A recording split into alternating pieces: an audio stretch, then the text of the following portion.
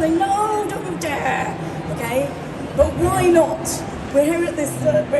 Event.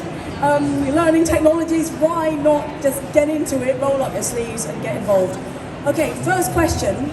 Who found that really difficult? Not the networking bit, but the actual coming up with a memory. Who found it really, really difficult? One lady at the back. Come and see me in the lounge afterwards. I got there in the end. You got there in the end. There you go. She got there in the end.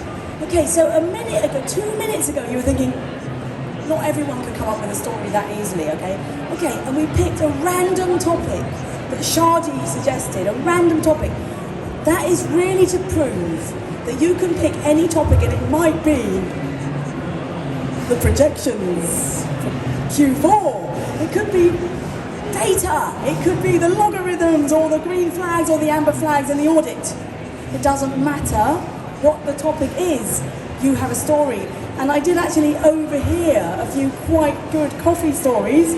So Jazz and Phil, Jazz, just tell me the first few sentences of your story. I remember one time when I was really late for work, my coffee machine completely went wrong, and normally it's my moment of zen in the morning, and it just went all downhill from there. Okay, so his coffee machine went wrong, he was late for work, and Phil, you had a coffee. Yours was recent, wasn't it, Phil? It wasn't recent, but it was about a year ago when I was driving down the motorway. I had a coffee, I got the jitters, and I've not had a coffee since, because it was an absolute nightmare. Right, he got the jitters on the motorway. Did anything bad happen on the motorway? You had to pull over. And he hasn't had a coffee since. Now that is a good story, because it's got beginning, middle, end. Very good, Jazz, thank you very much. Thank you, Phil. And the thing is, we can suddenly feel how you felt that morning when your coffee machine did. You were like, coffee machine, and you were like, too much, caffeine. We can kind of like feel the atmosphere of the car, the motorway. Suddenly everybody's brain is with you on that motorway, getting the jitters with their coffee.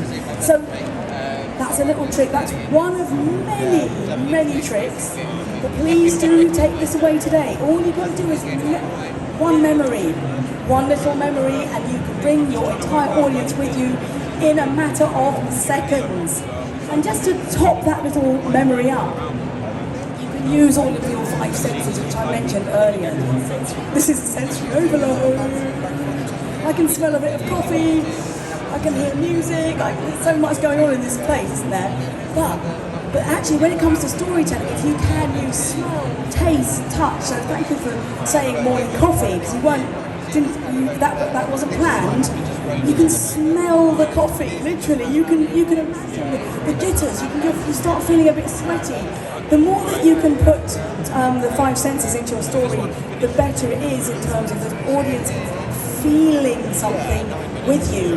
When you tell a story, you help the audience feel something, and that is more likely to stick than if you don't give them anything to feel or taste or touch or hear. So my advice is, if you don't know how to tell a story about data or something a little bit more, let's say dry, something a bit drier than coffee, just ask yourself, how are the figures? How's the data looking? Is it good, bad, or ugly? How's the project going? Is it good, bad, or ugly? And normally there's a story behind it. There's a story behind the data, or a story behind what you think is dull.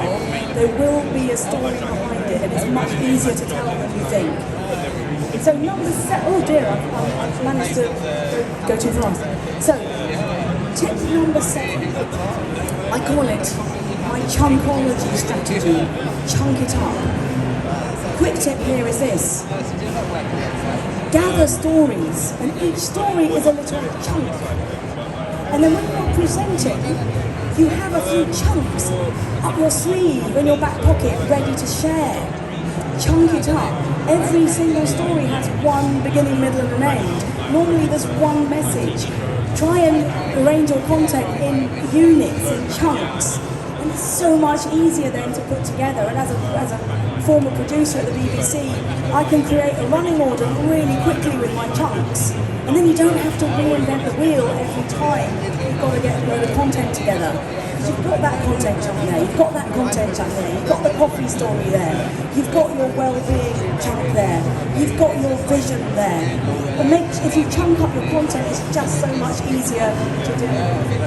And tip number 8 is, if you do have too much data, don't worry, you're human. A lot of people have a lot of data, right? But if you are presenting or helping an audience to learn, or you're trying to engage an audience, put the data in the appendix. Send it to them later. Have something they can go to. If there's more detail, give it the audience later. Do not stand and deliver data. There is literally no point in telling people out of your mouth what the spreadsheet says. Send them the spreadsheet. When you are there live, face to face in a room, on Teams or Zoom or at a town hall meeting, make the most of the live people, the atmosphere. It's the story, it's the interpretation of the data that will help the audience to connect with it. And that is the trick, is to send the data to the appendix and send it to them afterwards. If they want more data, they can ask, but do not be tempted to just deliver data. So the top tips today about starting with a story. You can take a screenshot of that. I'm sure we can send this out later as well. Remember, how many times more memorable is a story than a fact? Do you remember? 22, you see, 2 ducks in a... What's it, 2 ducks together, 2 ducks? Remember there's a really complicated, complex structure, which is beginning, middle and end. It's quite a good idea to stick with that structure. One at a time, bring it to life with the 5 senses. Interpret your data rather than just give data. Have really good chunks and keep gathering content chunks. And then remember, the appendix is where you can put a lot of your dull stuff or stuff that could be read quietly at the end. So I promised you my free audio book. I'm not sure whether you'll get a signal. You can take either a screenshot